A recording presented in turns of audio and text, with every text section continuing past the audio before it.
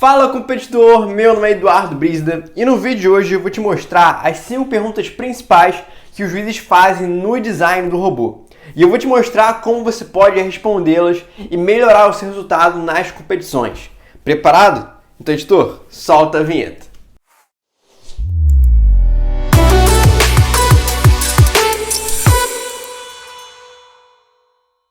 Primeiro eu quero te explicar como funcionam as avaliações da FLL.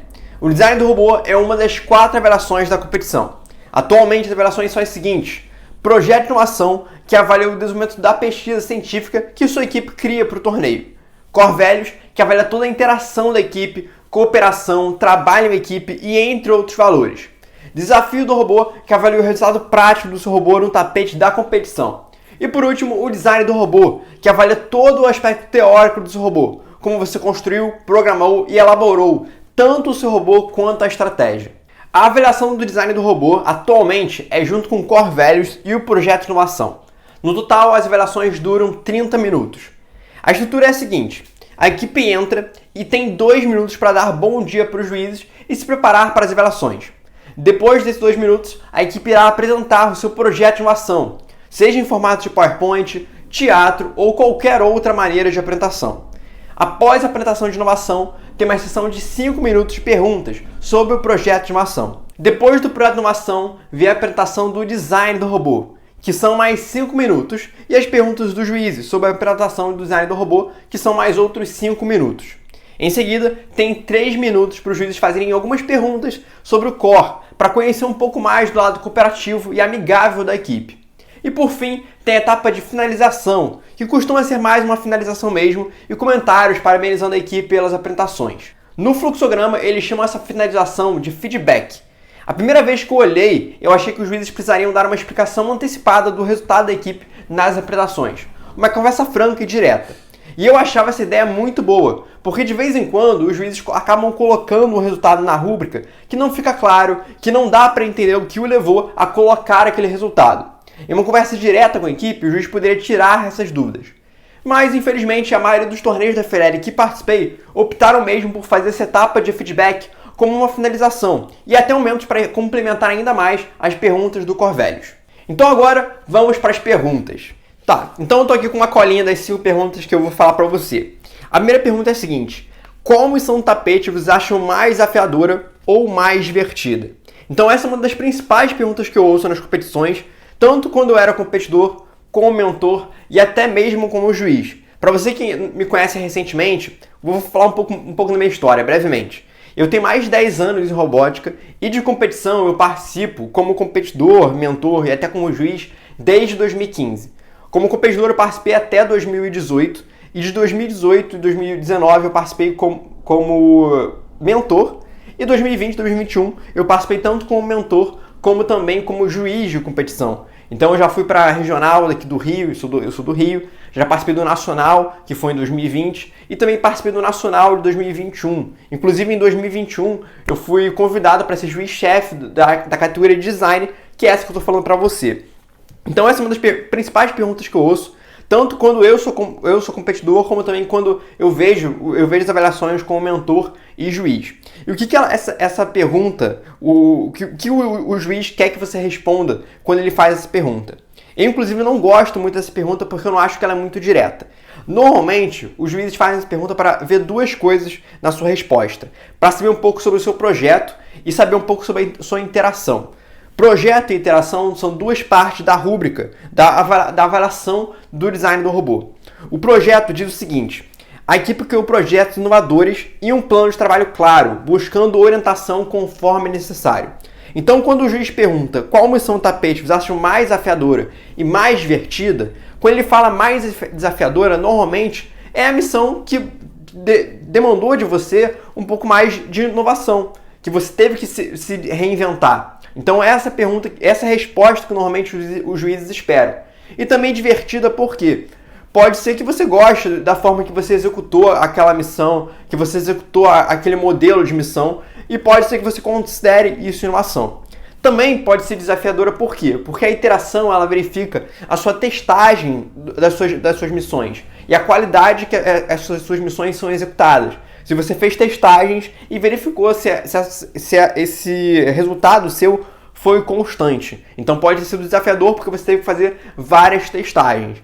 Então esse é o principal objetivo que o juiz quer que você responda quando eles fazem essa pergunta.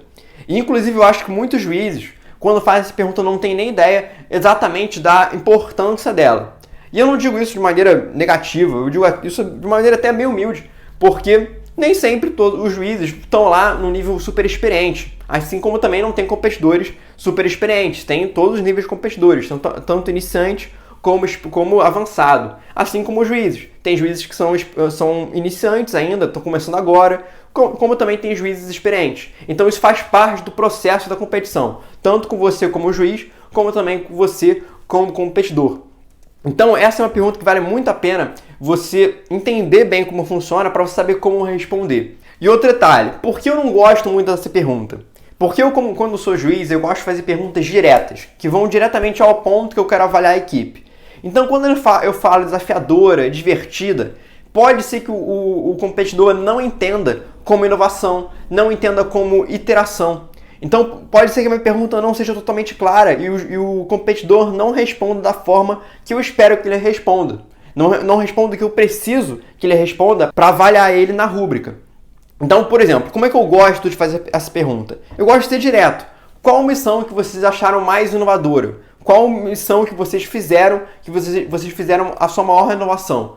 Ponto. Pergunta direta. Falei sobre inovação e a equipe vai falar exatamente o que eu espero dela para conseguir pontuar ela na parte de inovação. Seja se eu vou colocar ela em desenvolvimento, que é a primeira parte ali da rúbrica, como também em excelente, que é a pontuação máxima. Então eu gosto de perguntas diretas. E é por isso que eu não gosto dessa pergunta, porque essa pergunta ela é meio confusa, meio indecisa. Não dá para saber exatamente o que o juiz quer de você. Então, esse é o meu detalhe sobre essa pergunta, mas é uma pergunta que muitos juízes fazem e você como competidor, mentor, ou até mesmo como juiz que vai participar, você vai escutar muito. Então, eu acho que essa é a primeira pergunta que eu quero fazer para você, porque essa é uma pergunta clássica, uma das principais perguntas, uma das mais no começo mesmo que os juízes fazem. E antes de irmos para a nossa segunda pergunta, se você está gostando desse conteúdo, está gostando desse vídeo, não deixe de dar o seu like, se inscrever no canal se você não é inscrito e ativar o sininho. O seu like é muito importante para eu saber que você gosta desse tipo de conteúdo e quer que eu faça mais vídeos como esse sobre o design do robô, sobre competição, sobre robótica mesmo. E também não esqueça da sua inscrição, de ativar o sininho para receber os alertas de novos vídeos. Porque eu posto vídeo todo dia. Então, se você não se inscrever, não ativar o sininho, pode ser que você perca um vídeo que vai mudar a sua forma de construir, a sua forma de programar o robô, a forma de participar das competições. E aí você vai ficar lá perdido em vários outros vídeos que eu faço. Então, o sininho é muito importante para você receber o alerta, ver o título do vídeo e ver se é do seu interesse para assistir, beleza? Então, eu conto com a sua participação, eu conto com o seu like e com a sua inscrição aqui no canal. Vamos lá para a segunda pergunta.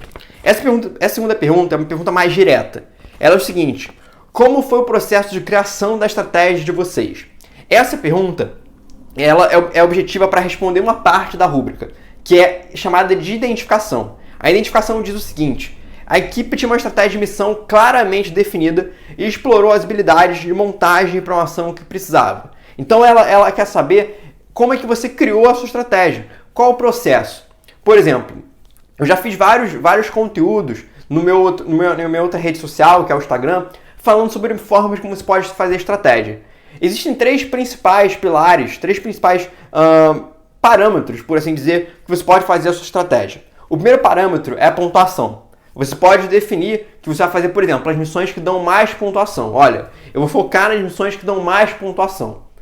É um parâmetro. Segundo parâmetro que você pode definir.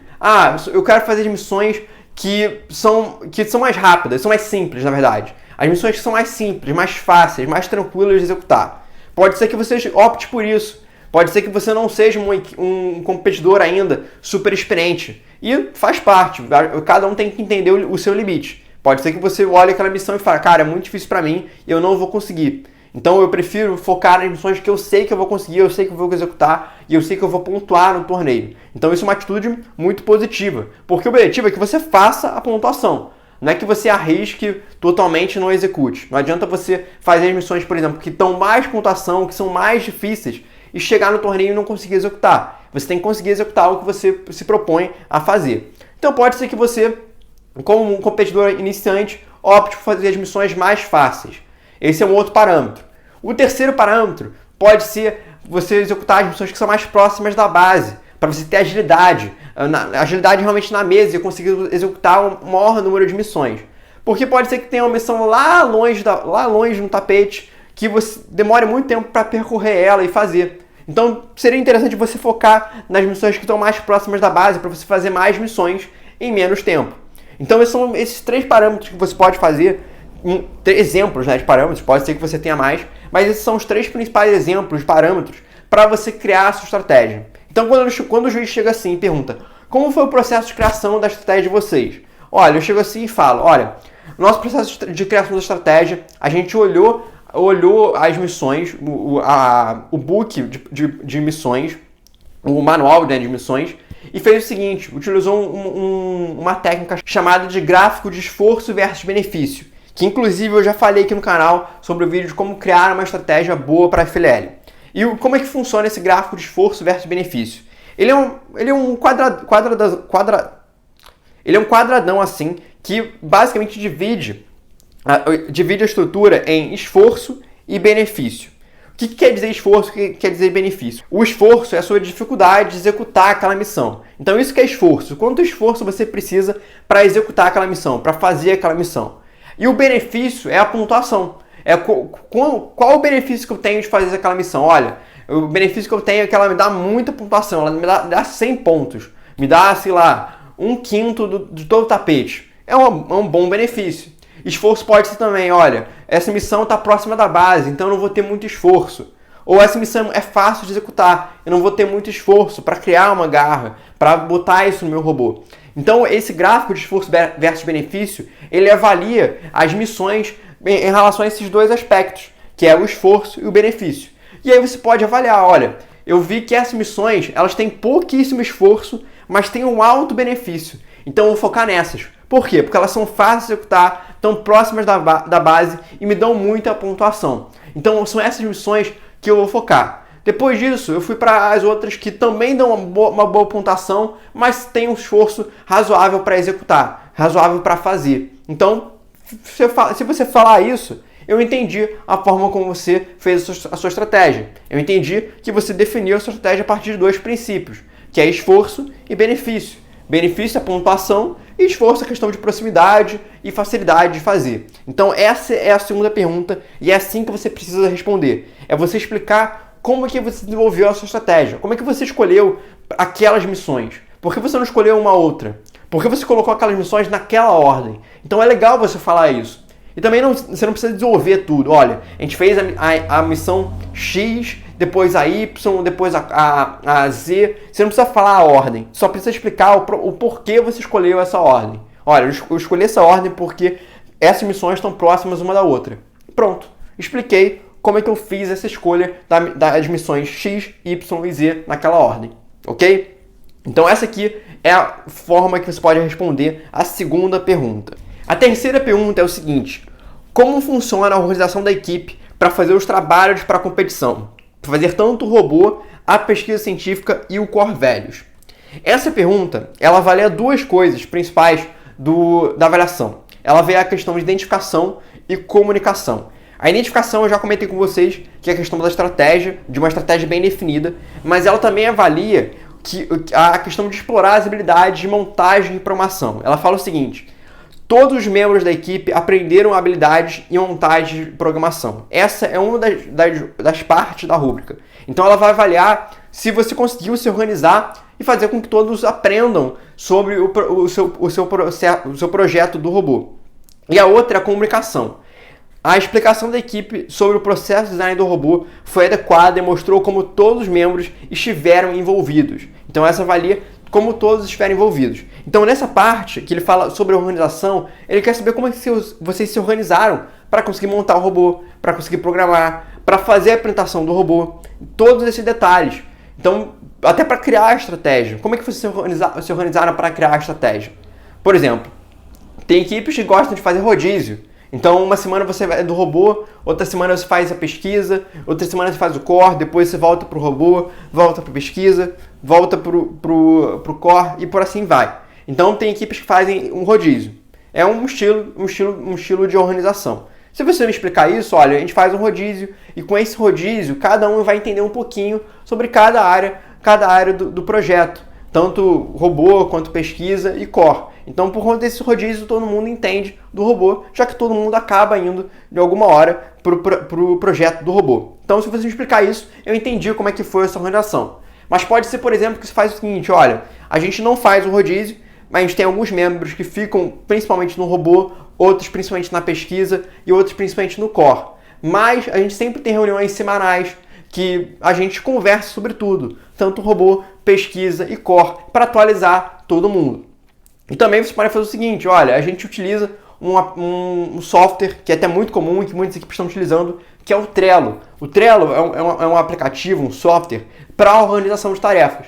Então vocês podem falar o seguinte, olha, a gente utiliza o Trello para colocar as tarefas da equipe e como é que a gente desenvolveu essa tarefa. Então, quando a gente termina, a gente bota em concluído, fala que concluímos aquela tarefa e explica o que fez aquela tarefa, como é que foi o resultado, quais foram os resultados, o que encontrou. Então, nesse Trello, todo mundo tem acesso, todo mundo lê o que está escrito. Então, mesmo que você não esteja de fato atuando naquela área, você vai entender porque está lá escrito, você viu todo o processo de desenvolvimento. Toda a parte do Trello, desde o início da criação daquela tarefa, até o desenvolvimento da tarefa, até a finalização. Então, se você explicar isso, eu entendi a organização.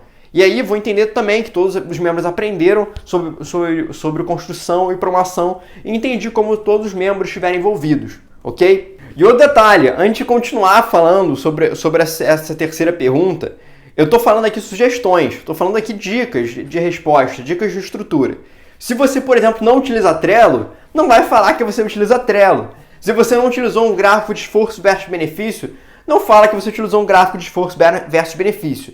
As suas respostas têm que ser legítimas, honestas, porque isso até é um valor da competição. É a questão de você ser um profissional gracioso, que inclusive eu já falei aqui no canal sobre o Gracious Professionalism, que vale muito a pena você assistir. Então todas as suas respostas têm que ser honestas, têm que ser sinceras. E não quer dizer que é porque é sincero que está errado. E não existe uma resposta certa e errada nas avaliações. Então você pode responder de várias maneiras diferentes. Todas as perguntas que eu falei, não existe só uma maneira de responder. Como também não existe 10 maneiras de responder. Existem centenas, milhares de maneiras que você pode responder e vão ser excelentes. O que importa é que você responda com o seu coração, passe sua verdade e busque ter o melhor resultado possível. Não adianta você falar assim, fala coisas que não são verdade no torneio apenas pelo resultado. Você tem que ter o resultado por conta do seu mérito, por conta do seu esforço. Então não vai mentir, fala sempre verdade. E um outro detalhe também que eu quero falar sobre essa questão de todos os membros aprendem sobre construção e programação, é que um detalhe que talvez possa pegar muita gente, tanto juízes até competidores. E aí essa é uma percepção minha sobre a rúbrica. Não necessariamente está certa, não necessariamente está errada. É uma percepção minha. Quando a rúbrica diz todos os membros da equipe aprenderam habilidades de montagem e programação, muitas pessoas podem achar que todos os membros têm que entender tudo sobre construção e sobre programação. Eu não sigo esse pensamento. Por quê? Porque ele não fala na rúbrica que todos têm que saber tudo. Ele fala, todos têm que aprender habilidades de montagem e programação. Então cada um vai ter um certo nível, cada um tem uma certa aptidão. Sei lá, se eu não gosto de escrever muito, não adianta eu querer aprender muito a escrever. Se você, por exemplo, não gosta de construir tanto, não adianta insistir tanto em aprender a construir e se tornar um expert em construção. Se não é sua praia, não adianta muito. Você tem que focar também no que você gosta de fazer. Tem que ser prazeroso também o seu tempo na robótica. Mas é importante você tirar aprendizados disso. Então, o importante nessa parte da avaliação é que todos aprendam um pouquinho. Pode ser, por exemplo, que você tenha mais aptidão, goste mais de fazer pesquisa científica. Essa é a sua praia. É isso que você consegue contribuir com a equipe. Então, cara, se você aprender um pouquinho de construção, se você aprender um pouquinho de programação, tá excelente. Aprender alguma coisa é melhor do que não aprender nada.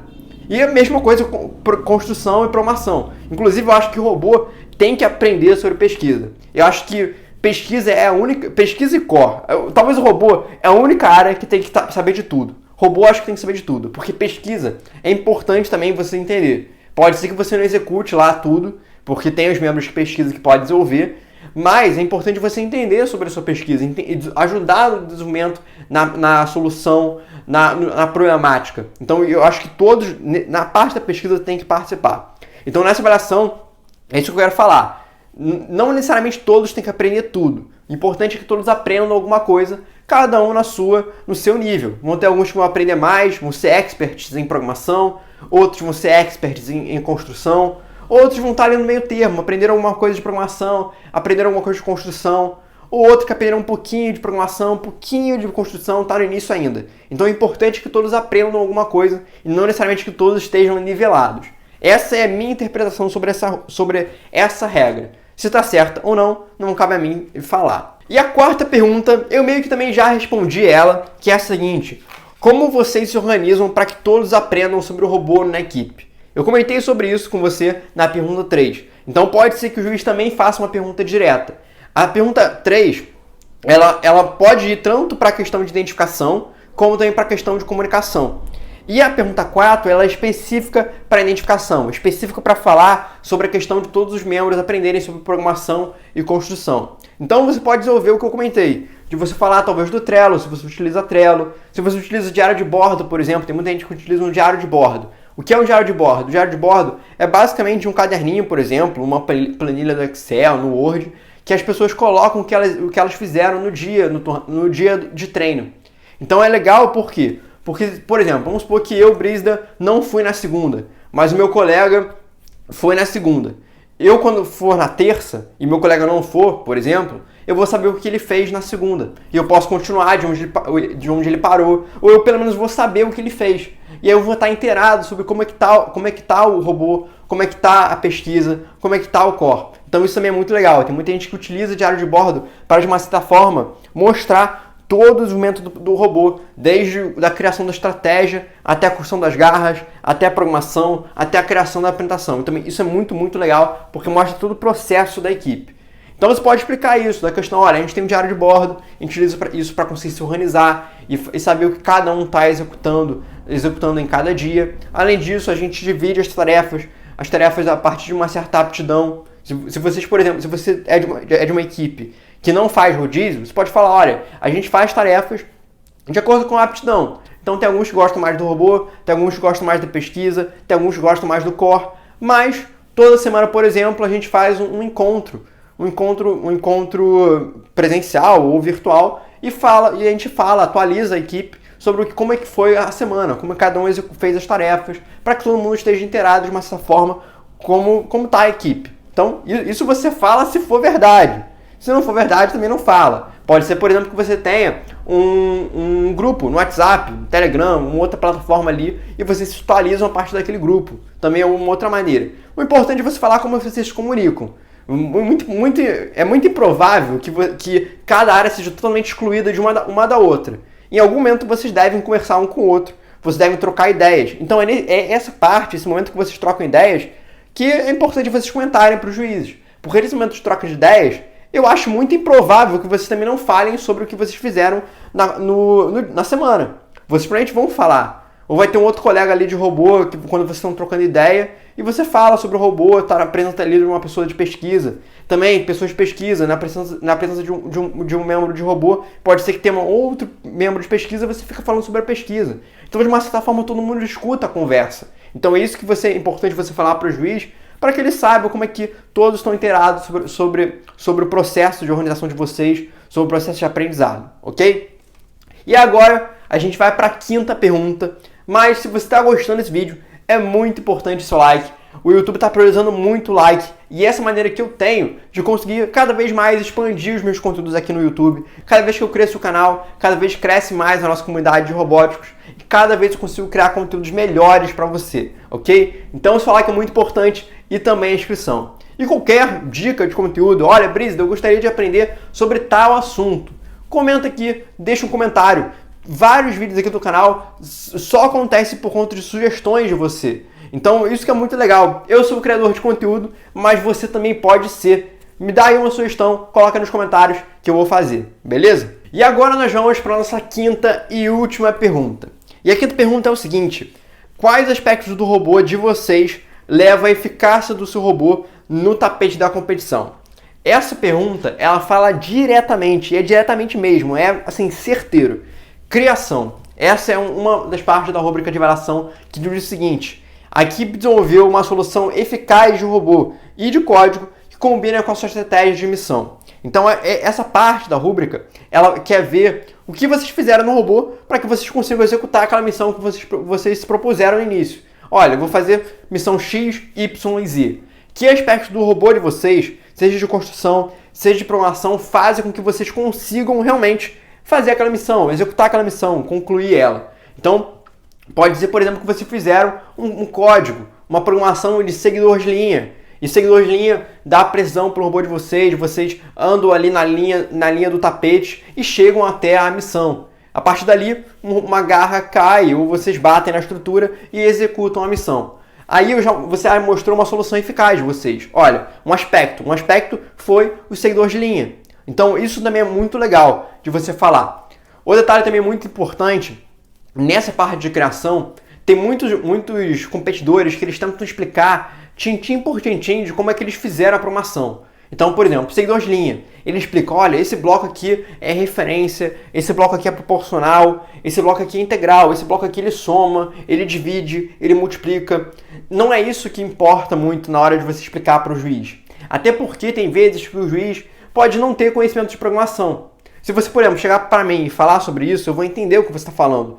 Mas tem juízes que não vão saber sobre isso. Até porque, atualmente, como as avaliações, tanto de core como de pré-animação, são incluídas, são juntas, você vai ter um juiz que vai entender mais de design do robô, outro que vai entender mais de pré-animação e outro mais de core values. Pode até ser que o juiz de design, ele realmente entenda o que você está falando, mas aí você tá falando apenas para 1/3 dos juízes que você gostaria de atingir. Você quer atingir todos, porque todos vão chegar lá e dar a rúbrica. Não é só um que decide. Tem que ser um consenso dos três. Então você tem que se comunicar com os três. Então como é que você pode explicar? O importante quando você explica, tanto construção quanto programação, é você explicar o propósito. O que faz aquele projeto. Então você não precisa explicar, por exemplo, cada bloco do seguidor de linha. Você precisa explicar para que ele serve. Olha, a programação de seguidor de linha serve para seguir a linha e fazer com que o nosso robô seja preciso na competição. Então a gente utiliza sensores para conseguir trazer essa precisão e deixar o robô mais autônomo. Uma outra maneira que a gente traz um seguidor de linha para trazer autonomia para ele é utilizando uma técnica chamada de controle de P&D. Controle de P&D é uma técnica muito utilizada em engenharia, na área industrial, para trazer precisão para o movimento de estruturas, para o movimento de máquinas. Então, como a gente quer fazer um robô que se movimente de maneira precisa, controle de P&D é uma boa técnica para isso. Cara, você me explicou de maneira simples, que todos os três vão entender. Todos os três. E aí, se um juiz quiser checar realmente se você conhece muito de controle de P&D, ele vai fazer perguntas sobre o controle de P&D. Mas o importante é você explicar, primeiramente, de uma maneira simples. De maneira simples para que todos entendam. Se você tem tempo, você desenvolve, fala ali o que você quiser falar. Mas se você tiver tempo, às vezes o tempo é muito curto, então você tem que aproveitar e responder da maneira mais assim, fechadinha possível, mais concisa possível, para que os juízes também façam outras perguntas para você e você consiga responder mais. Se os juízes não tiverem mais perguntas, aí você aproveita, fala, posso mostrar para vocês um pouco mais sobre o seguidor de linha? E aí você explica. Por exemplo, construção. Agora falando um pouco mais de construção. O que traz eficácia para a sua construção? Olha, a gente fez uma armadura. Uma armadura trouxe precisão para o nosso robô, porque a gente consegue alinhar nos modelos de missão, a gente consegue alinhar na parede. Isso traz precisão para o nosso robô. Então isso faz com que a nossa estratégia seja mais precisa, seja mais eficaz, a gente consiga executar todas aquelas missões que a gente está propusendo fazer. Outra coisa, pode ser que a gente utilizou uma garra que tem pneumático. Pneumático, para quem não sabe, é uma peça que faz com que ela executa um movimento passivo. O pneumático é uma peça que tem um arzinho dentro, então quando você bate numa válvula, numa alavancazinha, o pneumático abre ou fecha. Então o pneumático é uma forma que muitas equipes fazem para fazerem missões sem precisar utilizar motores. Então você pode falar, olha, a gente utiliza, por exemplo, pneumáticos na nossa construção para que a gente consiga fazer mais missões em menos tempo. Então nessa saída do nosso robô a gente utiliza pneumático para fazer missão X e a gente acaba deixando espaço de 2 motores para fazer missão Y e Z. Então, cara, olha como você foi eficaz na sua estratégia. Você fez com que uma saída você fizesse 3 missões. Por quê? Porque você usou uma estrutura para fazer uma e isso deixou aberto 2 motores ali para você fazer outras 2. Então você foi muito mais econômico, muito mais eficaz na sua solução. Então é isso que o juiz quer saber. O juiz quer saber o que vocês fizeram na construção e na programação para que você tenha um bom desempenho na competição, para que você tenha um bom resultado no desafio do robô, que é a parte prática. Mesmo que o design do robô avalie a parte da teoria, ela avalia a parte da teoria de acordo com a prática, com o olho na prática. Então a gente tem um olho ali na teoria, mas a gente também tem um olho na prática. Então você tem que mostrar que a sua teoria realmente se executa na prática. Isso que é uma visão de um robótico realmente de sucesso. É você mostrar tudo que você tem de bom, tudo que faz com que você tenha o melhor resultado na competição, seja em programação, seja em construção. E você mostrar que tudo que você está fazendo está se tornando cada vez melhor para a sua estratégia, está tornando a sua estratégia cada vez mais prática, mais viável de ser executada. Então essa aqui é uma das respostas da 5ª pergunta, beleza? Bom, aqui eu respondi as 5 perguntas principais de design do robô. Então o que você pode perceber é que essas 5 perguntas não são perguntas assim muito complicadas, não são perguntas muito técnicas. São simples, mas que podem ter respostas bem aprofundadas, bem completas. Então posso até fazer um vídeo das 5 perguntas mais difíceis de design do robô. Se você quiser, coloque aqui nos comentários. Brisda, eu quero um vídeo das 5 perguntas mais difíceis do design do robô. Porque você tem que responder tanto as perguntas fáceis, simples, como também as perguntas difíceis. E o detalhe, cada vez mais as perguntas dos juízes estão sendo assim importantíssimas para o resultado do torneio.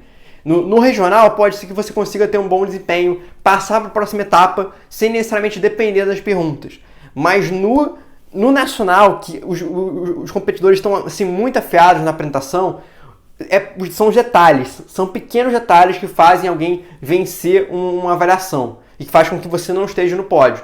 Então você tem que ser muito bom na questão das perguntas, porque no nacional, principalmente, são esses detalhes, os detalhes das respostas de vocês para as perguntas que definem quem está numa certa posição ou outra. Então isso que é muito importante eu falar para você. E outra coisa muito importante é que eu não faço só conteúdos aqui no YouTube. Eu também posto conteúdos diários na minha outra rede social, que é o Instagram. Então, se você ainda não me segue lá. Eu posto conteúdos diários mesmo, diários, sobre robótica, sobre competição e, inclusive, sobre design do robô. Então, vou pedir para o editor colocar aqui um dos meus posts, que está muito legal. Então, se você quiser ficar inteirado sobre todos esses conteúdos, vale a pena me seguir para você olhar todos os conteúdos e estar mais a par, sabendo mais sobre tanto competição como robótica, beleza? Então é isso, muito obrigado por assistir e até o próximo vídeo.